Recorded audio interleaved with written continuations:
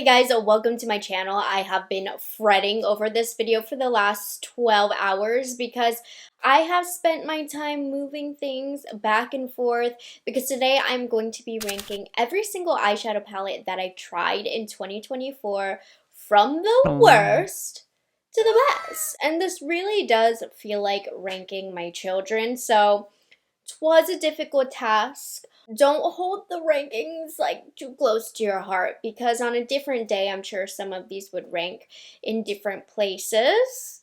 That's just me protecting myself a little bit because, I could be wrong. But anyways, how my rankings work, what I take into consideration when it comes to eyeshadow palettes is first and foremost the quality. Then if I think the color story is cohesive, usable, and if I liked it. This is a personal rankings after all. And then also how much I ended up using it. The test of time, as I've been saying, which is the most important part to a palette. I know some people are like, I don't like when you rank things because of color stories, but I tell you if it's because I like the color story or not. Every palette, I'm talking about the palette, so don't think on it too hard. But I had to rank these based on my opinions. So the grand total of palettes this year was 64. I tried 64 palettes, which is significantly lower than the numbers in the last few years.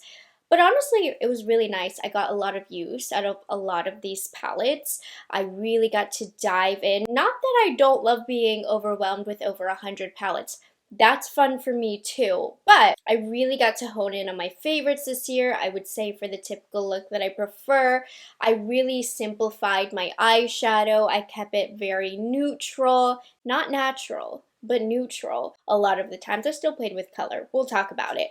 But that was my vibe this year, so that's something that needs to be taken into consideration. Generally speaking, on the mainstream market, eyeshadow palettes weren't the heavy hitter sellers this year. It was mostly complexion, but I really got to dive into some good palettes regardless this year. So let's go ahead and start off with potentially what I am deeming the worst eyeshadow palette that I tried this year. Numero 64. And if I lose count, my husband editing this, the responsibility is on you. So, the worst palette that I tried this year is from Huda Beauty. It is the Beige Creamy Obsessions. And the biggest part about this, the selling point was these creamy shadows that are in here, but they mush together and they fade. And this overall color story is quite light, so it faded really quickly. The dark shades were not very dark. She advertised, using this as an eyeliner. Absolutely not. The quality of this was just a miss. And I don't want to say like, oh, horrible. It is horrible. But I'll give the brand credit. They were trying to be unique here. I think the idea was good. Execution was not. This is a palette that I deem pretty unwearable because, like I said, especially those of us with hooded eyes, these creams and textures, they mush together. The shades do not have too much pigment and the creasing is awful. So, not a good palette. Not my favorite.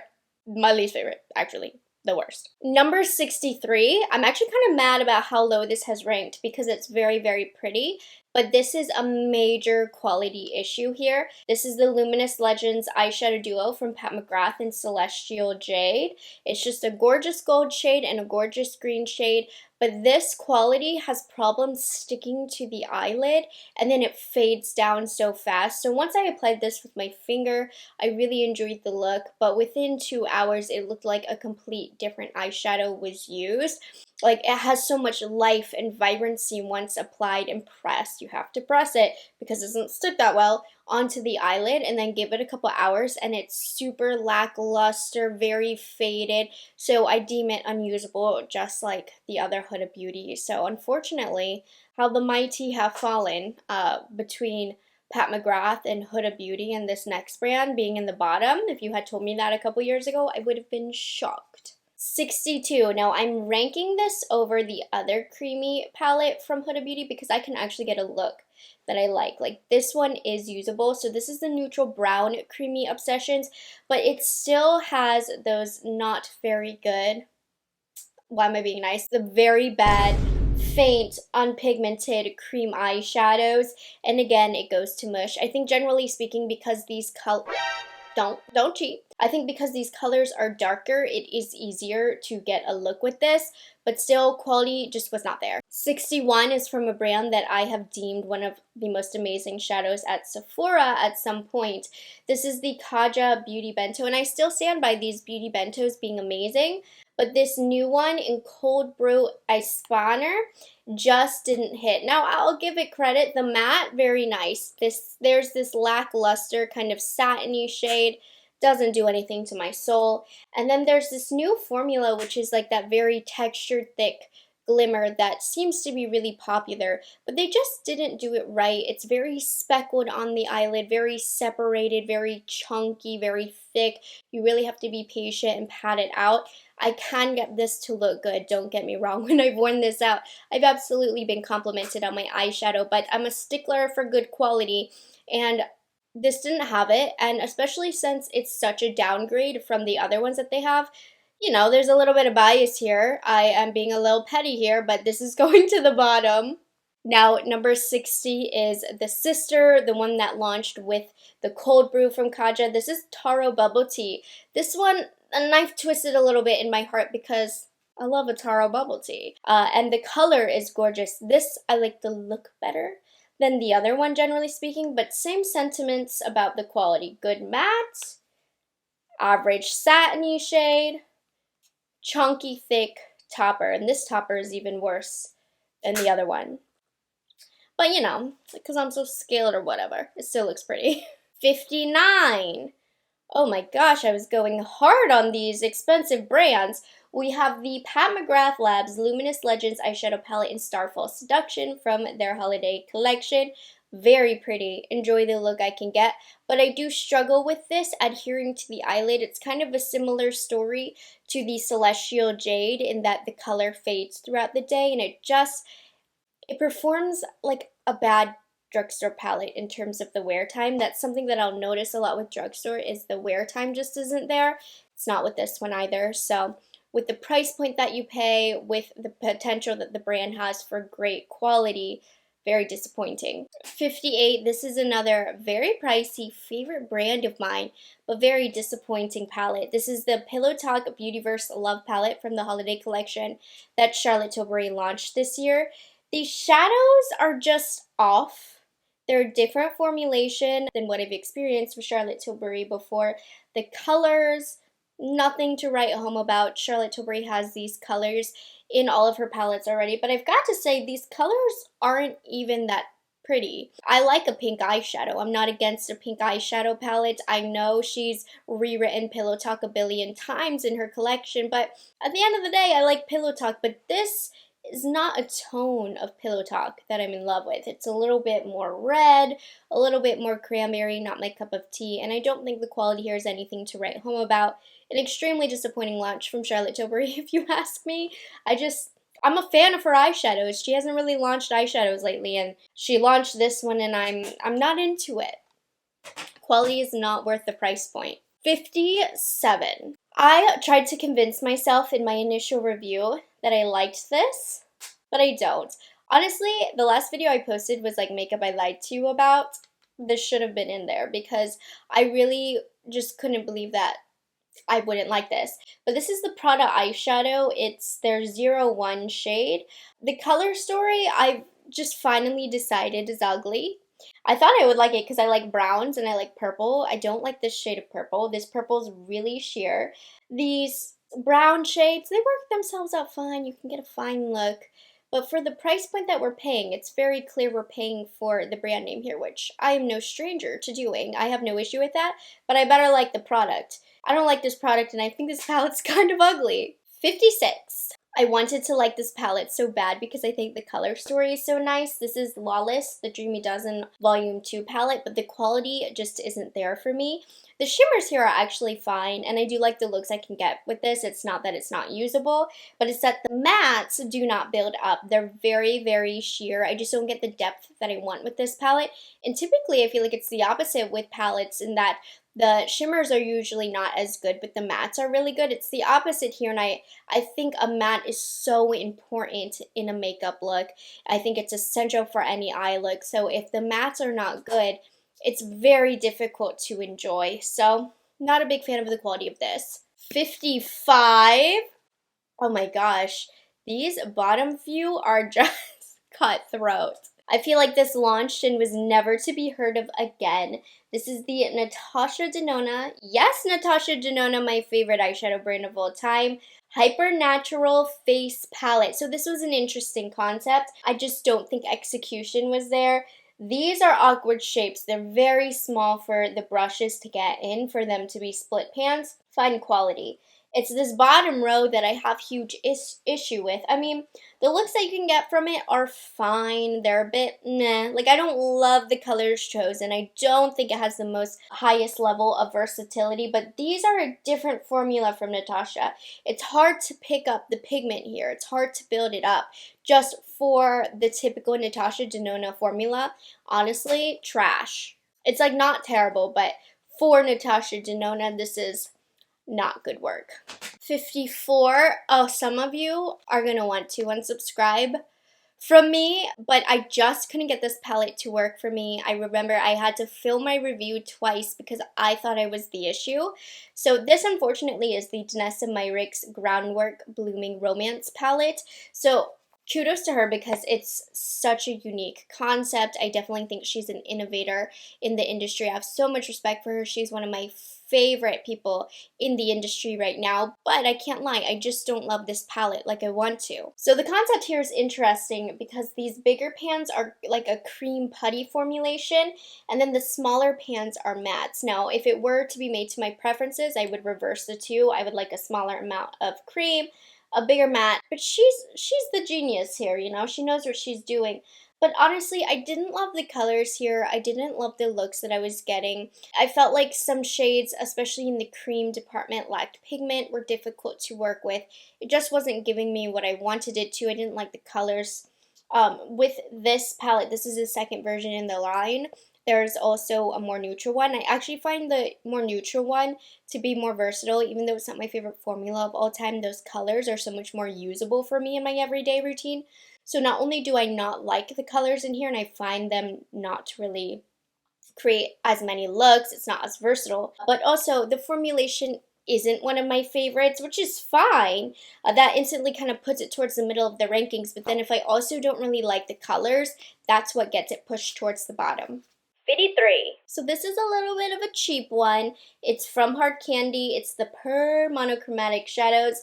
Just like kind of the stereotypical drugstore formulation, if you ask me, where the mattes just don't give it, the shimmers just don't give it.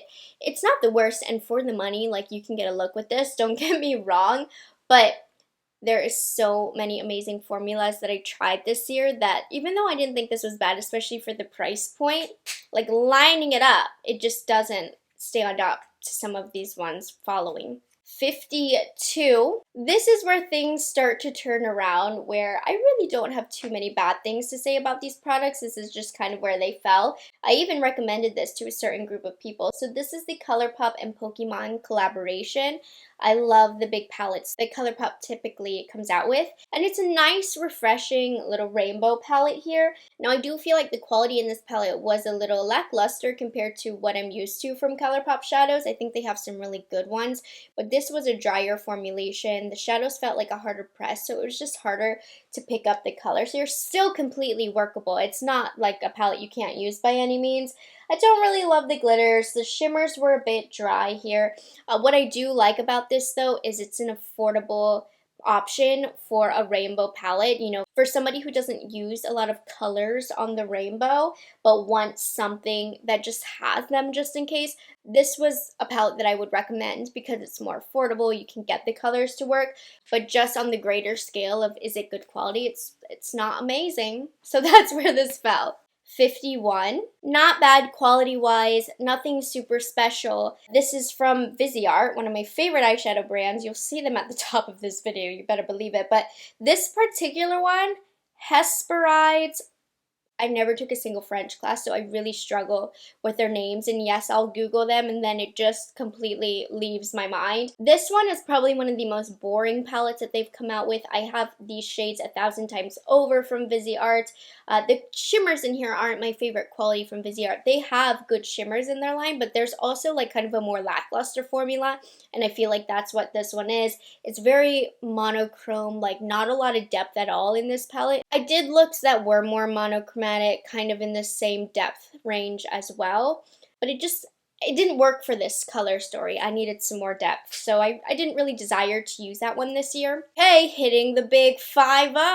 Now, if we were ranking this on packaging, this would rank pretty high. This is the Flower Nose Midsummer Fairy Tales eyeshadow palette in shade 3.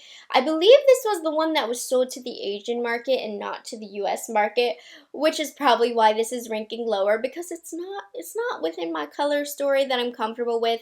It's very pale, which I think there's a time and a place for. In the springtime, you can have fun with this. They're a little bit on the softer side, definitely not made for the US market, and kudos to them because they didn't even sell this to the US market. I think I just got this accidentally in a PR package from them, but I think it's so pretty to look at, and I've had a lot of fun. Not a lot. I've had some fun with this palette because it's just so different, and I think it's fun to layer one of these with the shimmer over top. So it has its place, but I didn't use it much, and that's that. Number 49 is from Makeup Forever. This is the Artist to Go palette in Wherever Walnut. I thought I would like this a lot more than I did. It's interesting. Dare I say, I found the palette to be boring.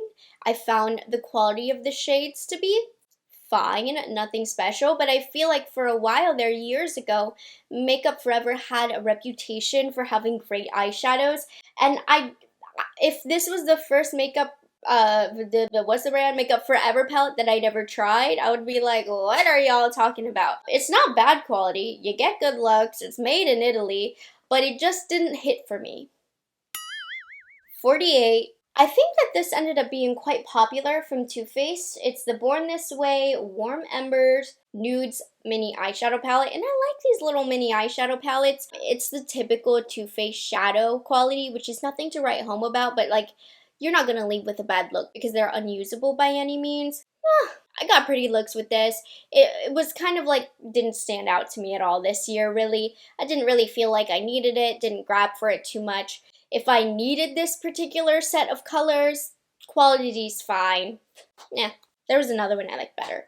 47, we have another Viseart one. So this is the Petit Fours Tyrian palette, a little bit deeper, a little bit more vampy. It was fine. This one is ranking lower due to the test of time. I probably use this no more than 3 times. I wasn't tempted to. I do like that this, in comparison to the other Viseart palette that I talked about, this does have a great range in depths here. I didn't love the quality of this purple shade. I felt like it was a little bit off. Same thing with the other shimmer. Just not their best work, truly. And then a huge point to that as well is I just didn't love the color story quite so much. 46 is from Odin's Eye. This is the Rosy Jingle palette, and I like this palette. I think the quality is great. I just wasn't moved by the color story here. It's very bright. Now, I know there is an audience for this. If you are into the color story, I do recommend it. Quality is not the issue here. I just feel no inspiration, really, to use this. It's a newer palette, so it hasn't had as much of a test of time compared to the other palettes here, but I've never really felt any type of way about it, and this neutral feeling that I'm having is like leaving me not wanting to rank it too high. It's also generally like a very fair palette, very light, not a lot of depth. And you know I like having some depth options. 45 is from Kaleidos. This is the Twilight Rush palette. It's kind of similar to the Tyrian palette that I just showed from Viseart. But that test of time, I didn't really reach for it. I think the quality of this is better than that Viseart palette. I don't have anything bad to say about it, to be honest. It was forgettable for me, but I like it. Very pretty quality, pretty color story. If you're into the color story, I don't see why you wouldn't want to reach for it. It's nice, but it's just where it fell. It's one of those. 44 might actually be a shocker for some of you. It's the Urban Decay Moon Dust Space Cowboy Quad that just launched for this holiday season. I had heard such great things about this like moon dust eyeshadow formula from Urban Decay. Now this one has a couple different variants, some a little bit more glimmery than others. It's really good. It doesn't fall on the eyelid. It's very lightweight. It does, you know, add that little extra glimmer shimmer to the eyelid. I'll even put it on right now. But I think I've been cursed by being so in love with glimmery shadow shades over the years that like I don't think this one's super special. It gets the job done, don't get me wrong, but I've tried so many other good ones, and these, if you look at the individual price point of them, kind of expensive for what they are. Very, very good. I see why people like it. It's just not an all-time favorite of mine. Now, number 43 is from CoverGirl. This is the Clean Fresh Clean Color eyeshadow in Spiced Copper. I mean, I've already made my nasty comments about drugstore eyeshadows. I'm an eyeshadow snob, I openly admit it, but if you are to try a drugstore eyeshadow, like, and I'm talking if you walk into CVS, I think there's a difference between the affordable brands and the drugstore brands. The drugstore brands don't have good eyeshadows, but if you were to walk into CVS or Walgreens and you needed eyeshadow, I actually do really like the CoverGirl eyeshadows. I do take issue with their glimmery formula. I think it's very piecey, very messy. So that right there, you know, 25% of the palette is just not as nice. But the mattes in these CoverGirl palettes are super blendable. They're very easy to use. They don't get patchy. And there's a satin shade here as well, which is gorgeous, which I'm going to continuously talk about in this video. Spiced Copper, not my cup of tea, very, very warm. I mean, I think I used it a couple times in the fall because it fit the bill of what I wanted for that season, but right now with winter, I'm edging more towards neutral / cool tone, so Color Story, it's my least favorite, which brings me to 42, which is from CoverGirl as well. It's from that same clean color line. This one is the one I'm wearing right now. This was the winner for today's video, minus the Urban Decay glimmer I just put on top, and it's beautiful. This is my ideal everyday shadow. This is Golden Toffee.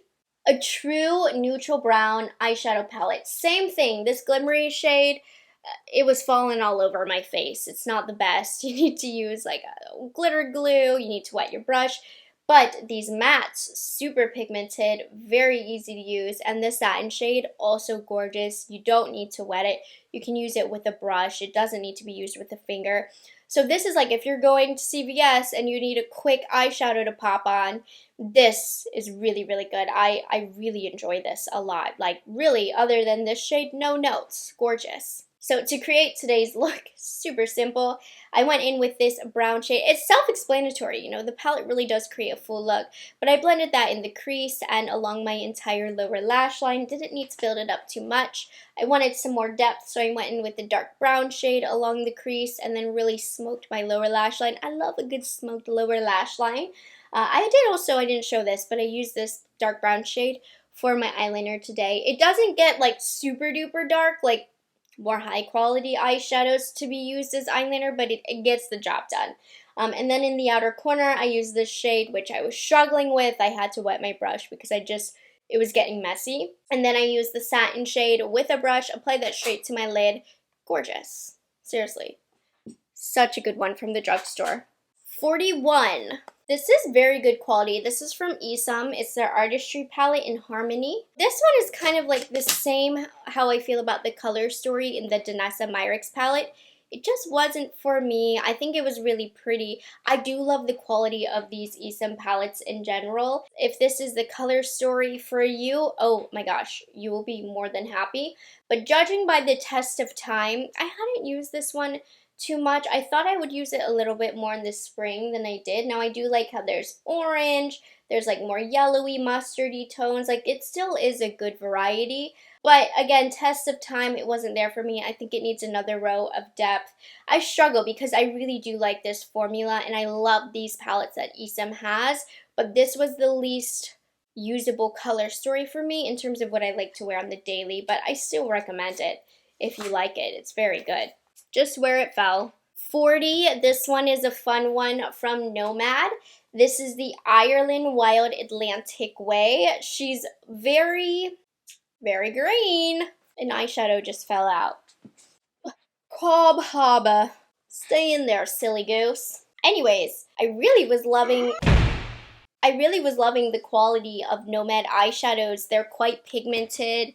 They blend easily. The shimmers give you a lot. I used to feel that Nomad's quality could be a little bit inconsistent. Sometimes I liked it, sometimes I didn't. But quality was good here. It's just really, really green, which was not the color story I was reaching for. But if you do love yourself a good green shadow, fits the bill.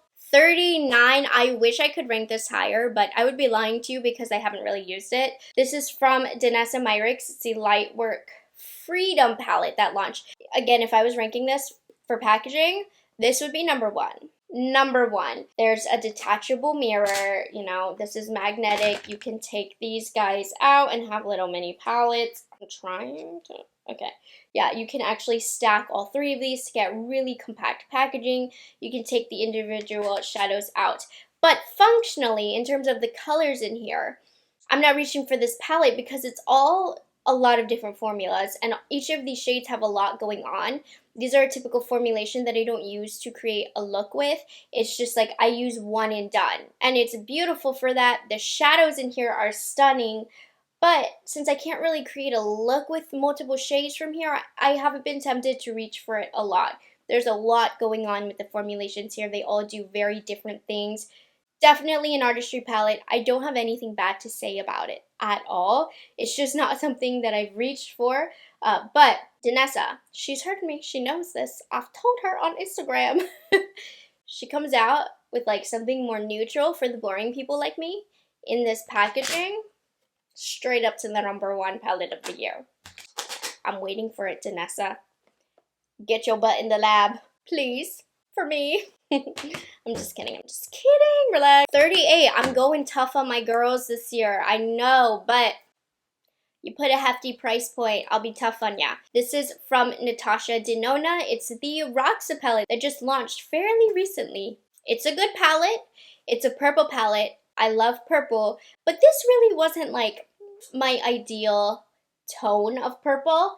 The quality here is also very nice. Natasha Denona does create my favorite eyeshadows after all.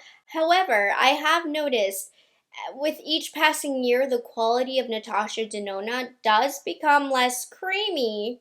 If you feel her old eyeshadow palettes, you'll know what I'm talking about. That doesn't mean they're not good. They were so creamy to begin with that it still is a great palette. I had other palettes from her that I liked better. This is where the cookie crumbled.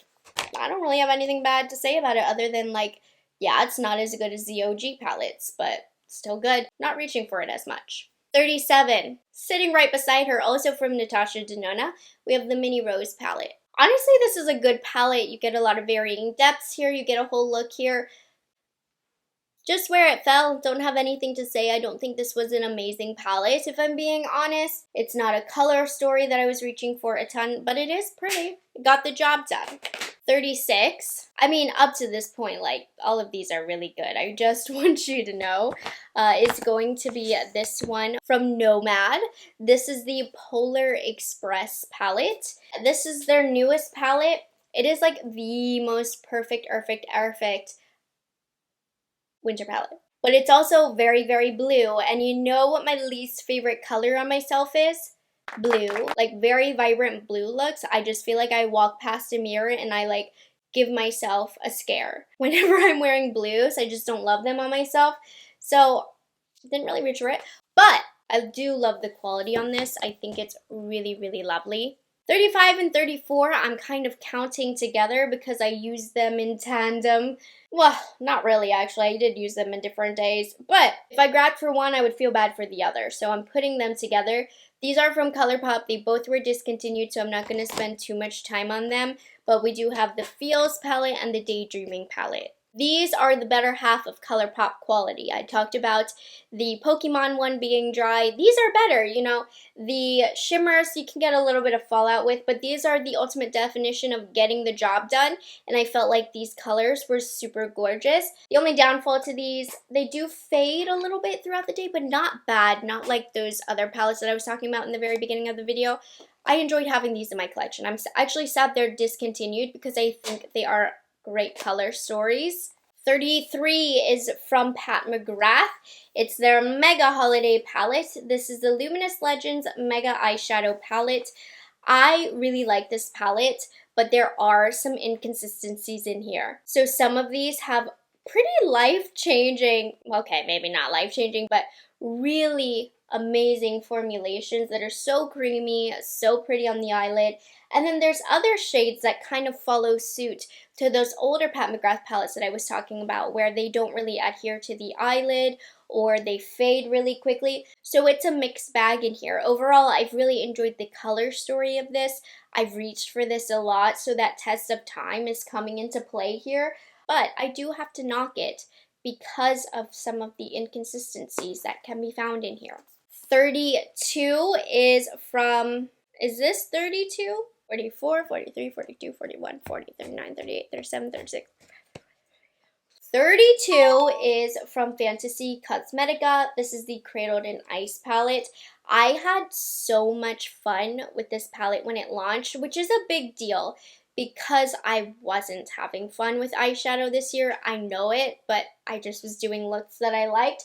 This is fully out of my comfort zone, but I had so much fun with this. These shadows are really buttery. The mattes are pretty easy to use as well. So I'm giving this one its brownie points for just allowing me and inspiring me to have fun. Is this the palette that I was reaching for everyday wear? No, not even close, but I had a lot of fun playtime with this. 31 is from Flower Nose from their Midsummer Fairy Tales collection. Yes, with the gorgeous packaging. Now this one is number 1. This one was sold to the US markets. And it's just like right within my wheelhouse here. It's not the most pigmented. It is an Asian makeup brand after all. That's not their standard really there. That's not what they're looking for. But I just found this to be such an easy palette to use. I didn't need to think about it, and the look was really pretty. So this is where the test of time comes in for this one. The quality is decent. It's not my all-time favorite either, which is why it's kind of falling in the middle at the same time. But I liked this one, and it's gorgeous. 30. Whew, we're getting down to it. So these are like all of them. There was really good ones this year. So first I have from Odin's Eye, the Mighty Monster palette. You know I love me a good Odin's Eye palette. I think their quality is really textured and pretty on the eyelid, but not in a bad way. Their mattes are phenomenal, super pigmented. Really nice array of colors here. We have some neutral options, some colorful options.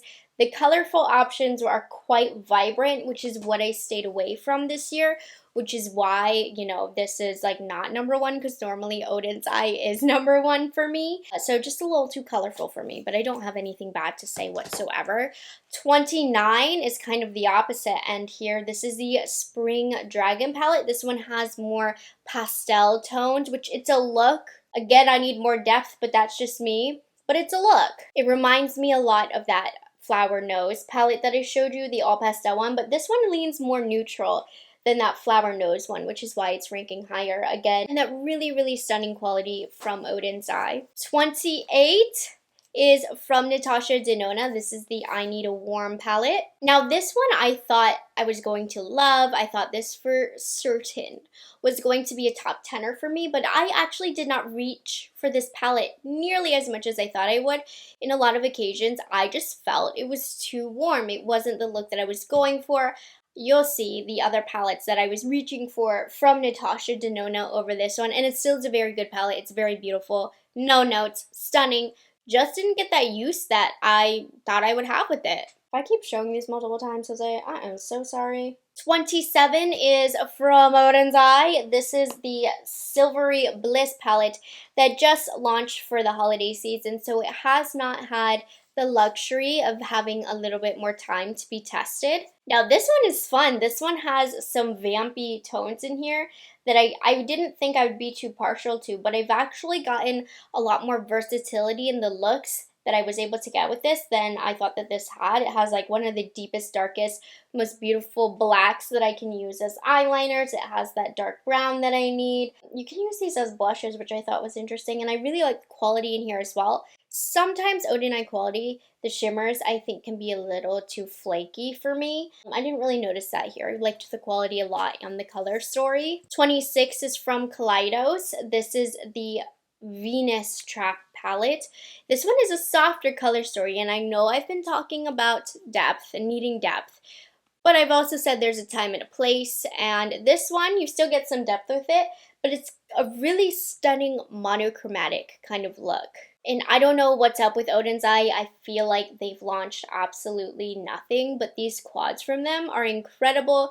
If I remember correctly, was it last year or 2 years ago where these quads, not these colors, but these quads were like my favorite eyeshadows of the year. I just didn't like the Color Stories as much as the ones that launched last year, but they're still like really, really stunning. 25 is from Odin's Eye. This is like the Odin's Eye corner here. The Earthwood palette. I really like this one. I feel like it's one of the most unique palettes I have in my collection. I definitely don't have a Color Story like this, but you still can be very, very neutral with this palette. But you can also get grungy with it. You also have these fun like summery pops as well. A really eclectic array of colors here that all really work well together and give the palette a lot of versatility. So that's why this is the higher of this big chunk of Odin's Eye palettes. Love this selection of colors here. Super, super unique. 25. Some of you guys are gonna get at me for this one, but I liked it and I used it a lot. It's the Skin by Kim Classic Mattes Eyeshadow Palette. It's a good palette. I don't have any issues with it. I liked the colors that are in here. I utilized a lot of all matte palettes this year because I was playing a lot with individual shadows and I needed a background or I needed eyeliner. I needed a color to blend out my crease. This was handy dandy. It's not the best palette that's all matte that I used this year. That's why it's at 25, but I would be lying if I didn't say I use this a lot. So I use this a lot, and the amount of use is quite high on the scale, if I'm being honest. 23 is from Too Faced. This is the Born This Way Cold Smolder Nudes. I use this one a lot too. This is very within my wheelhouse of the colors that I like to use. It's the perfect cool tone neutrals, and it gives you all of these varying depths. You know, I talked about that Too Faced quality not being the greatest, but it still works. So if you really like the colors, it's a palette you're probably going to reach for a lot, which is why this is ranking where it's ranking. I just loved these colors. I love how small the palette is, and the quality gets the job done. 22 is from Viseart. This is the ISOLDE palette. I'm not even going to try it. I don't know what it is about this palette or why they did this, but the quality in this is exceptionally exceptional. I mean, it's like best of best work that Viseart can do. It is quite monochrome. I've been talking about needing depth, but the quality of this is so good that I don't even care. I just put this on my eyes and the experience was so good and easy, and these shimmers are so creamy that I don't even need depth. I like what I get with this. I really like the colors and how they look. It's definitely for a more simpler eye, like I said, more monotone, not a lot of varying depths in this one, but it kind of works for this. I used it. That's all I can say on that. 21 we have from Nomad. This is the OSL palette. So they came out with a little collection of travel palettes, and of course the one that was cool toned and neutral was the one that I wanted to reach for. And it gave me just that. In some cases I would say, this might be a little bit too cool toned, but the quality's good. I've enjoyed Nomad's quality a lot this year. This has been really comfortable for me to reach for. Lots of really, well, two really pretty icy shades on here, but good winter palette. And then number 20, this is a newer one for me. This is from Buxom. It's the Forever Babe Iconic Nudes eyeshadow palette. Again, I don't know why, but all of these icy palettes are ranking up here in this little corner. really soft formula. This is my first little dive into Buxom eyeshadows, and I really like how silky they feel, how easy they are to work with. And this one, not a lot of varying depth, so I'm being a little bit of a hypocrite here, but I like it in this case. This just gives like a smooth, glossy look to the lid that I really love, like a glossy nude kind of lip look. Glossy nude eyelid or look is what I get from this, and I really like it. The quality is quite unique. I don't have an eyeshadow formula quite like the Buxom, but it's really gorgeous. Okay guys, we're getting there. Are we? What number are we on? The hardest part of this video is keeping track. It's not even the rankings. Are we on 20 or 21? 11, 12, 13, 14, 15, 16, 17, 18. I might have skipped a number, but this is 19. At 19. I have from Nomad, the New Zealand Stargazing palette. I don't know what it was about this palette, but this year this palette just did it for me. I've created some of my favorite colorful looks with this palette. The mattes are super buttery, super pigmented, really gorgeous complementary shimmers are in here. Like, they did everything right with this palette. And as a serial neutral user, I mean, it takes a really good colorful palette to get me to grab for it this year. And this one did that. So all of the flowers to number 19. 18, I just used it a lot. I'm almost embarrassed at how high this is ranking.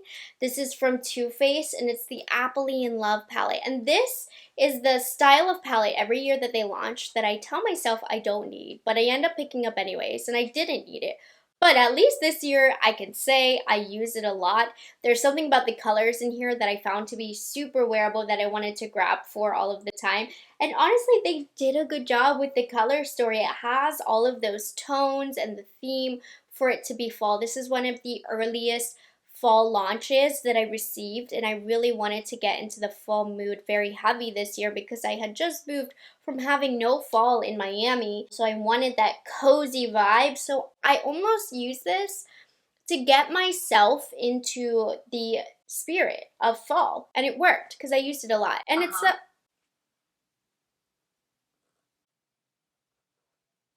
I didn't know my iPad was right there. Anyways, I'm like scared right now. So the quality of this, it's average Too Faced quality. Nothing great, but nothing bad either. 17, use this palette a ton as well. This is, I think, my favorite ColourPop palette of the year. I think this is number 1. This is the Beauty and the Beast palette. I think this was probably one of their more popular collections. I mean, it is so pretty. And this came out the same time that the Natasha Denona Golden palette came out. And I actually was reaching for this a lot because it reminded me of the Golden, but this is actually more fun than the Natasha Denona Golden. I really love the different tones of gold that you have in here. The browns were very wearable, just colors I was very comfortable with, so I found myself reaching for a lot. You have a couple fun pops in here as well, and the quality in here, like, it's nothing to write home about, but it's super affordable, so I didn't mind. I thought they did a great job of keeping the colors to the theme of the palette while still also making it really wearable. Just overall, a really well done palette from ColourPop that I used a lot. 16 is from Dior. We have the Backstage Celestial Purple palette from their holiday collection. I really and truly did not think I was gonna like this as much as I ended up liking it. The quality in here, it's very refined. You don't get a ton of depth in here, and when you feel these, they're all kind of satin, so it's not very exciting. But the way that these apply to the lid like butter, and they actually look really good together. You get the perfect winter looks with this, kind of like a sugar plum fairy vibe is what I get from this. I really liked this palette. I don't know, it impressed me. That's what I can say. Really good quality. Very unique color story that surprisingly just works and just looks good. 15 is from YSL. These are like my favorite quads. Love this formula, the Couture Mini Clutch. This is in the shade 700. This is very gray tone, so it's not going to be everybody's cup of tea, but I find gray colors to be so fun to play with and to use because it's not a very popular color to be wearing on the eyes, but it's super smoky without being too smoky. Like, Did that make sense? Like, it's not super smoky. It's a little smoky. A little sultry without being too smoky or too sultry. I just think they did it perfect with this peachy tone to use in the crease. And you know, I've done smoky all over with this. I've also just done a little bit of smoke around the lash line. This one's a fun one. And then of course, with it being this YSL quality, it does the work for you. Now, if there was a single eyeshadow that I used the most here at 14, it's in this CoverGirl Clean Color Quad in Midnight Sky. I've got to be honest, I didn't really use the other shades in this palette too much. I don't care for the blue side to this, but this shade is the prettiest Your Lid but shimmery color. Every time I would wear this, somebody would ask me what was on the eyes. It was just really flattering. It looked better than like just natural plain eyelid without overdoing it.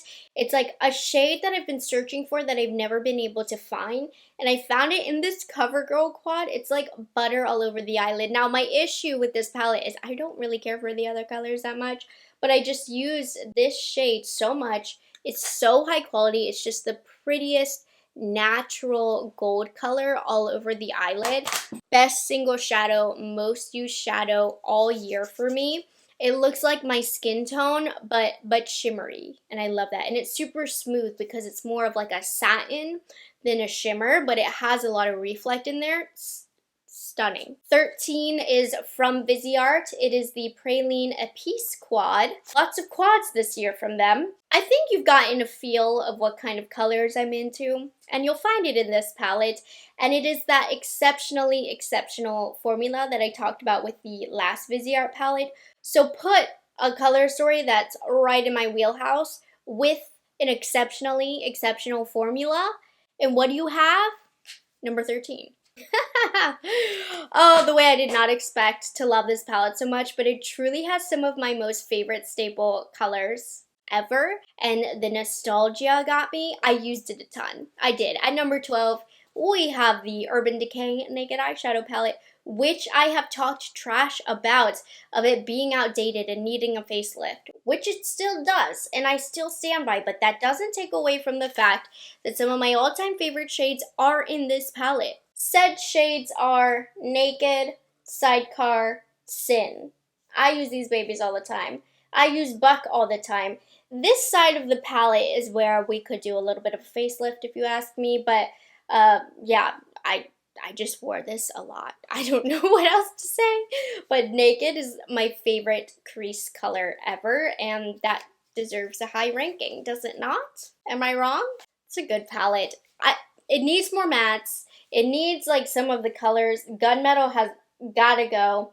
A couple of these need to turn into matte shades, and then we have the perfect palette. Number 11, we have the Natasha Denona My Mini Dream Palette. Now this year it's ranking so high because it was my go-to travel palette. Reason being, 1, great quality. 2, super tiny packaging. And 3, I just loved the colors here. I have an eyeliner right here. I have a crease color or a deepening color and 2 really pretty eyelid colors. And for a more natural look, I loved putting this all over the eyelid. Designated travel palette, you know you like it when you travel with it, and these are just perfect because if you lose them, they're not like too expensive, but you still get to take the luxury formula with you. The packaging is the most perfect for travel ever. Yeah, got a lot of use for me. I traveled quite a bit this year. I'm going to Spain soon. I don't know what I'm gonna bring with me. This was in my makeup travel bag. I had to pull it out from there, but maybe I'll switch it up. But this was worn all over Japan. Okay, you guys, I have something to say that's gonna make you very mad. Very mad. But that's it for today's video. We're stopping it at 11. Because the top 10 eyeshadow palettes of 2024 for me are going to be revealed in tomorrow's video. I know, super evil of me. But I just want to give my top 10 a lot of love and attention, and I want to show you swatches and looks and really get into more depth with them because they were well loved and deserve that attention. So we're stopping at 11. We still ranked quite a lot of palettes. I will have them all linked down below for you if you're interested in checking out the list. It's going to be in alphabetical order by brand. But this was quite the undertaking. Ranking children is never easy, I would imagine. So I'm going to get out of here before you get too mad at me. So I'm just going to leave it. Like, subscribe to my channel if you aren't already, because tomorrow I will be revealing my top 10. So like this video, comment how mad at me you are, and I'll see you guys tomorrow.